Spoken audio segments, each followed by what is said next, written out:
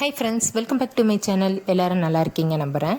தமிழில் வெற்றிலை வள்ளிக்கிழங்கு, இங்கிலீஷில் ஏர் பொட்டேட்டோன்னு சொல்லக்கூடிய கிழங்கை தெரிஞ்சவங்க மூலயமா ஒரு 2 கிழங்கு கொடுத்தாங்க.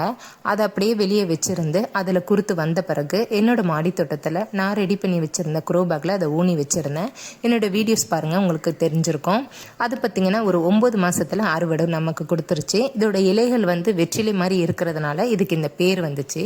நார்மலாக நம்ம மார்க்கெட்டில் வாங்குகிற உருளைக்கிழங்கு தரைக்கு கீழே, அதாவது மண்ணுக்குள்ளே விளையும். ஆனால் இது நமக்கு கொடியில் காய்க்கிற உருளைக்கிழங்காக இருக்கும். அதான் இதோட ஸ்பெஷல்னே சொல்லலாம். அதை சாப்பிட்றதுனால நமக்கு வாய்வு பிரச்சனை இருக்குன்னு சொல்லுவாங்க. ஆனால் இந்த வெற்றிலை வள்ளிக்கிழங்குல அந்த பிரச்சனைலாம் இருக்காது. உடம்புக்கு ரொம்பவே நல்லது. நார்மலாக உருளைக்கிழங்கு மாதிரியே சமைச்சு சாப்பிட்லாம்.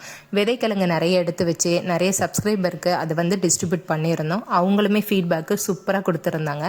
வீட்டுக்காக ஒரு 2 விதைக்கிழங்கை எடுத்து வச்சுருந்தேன்.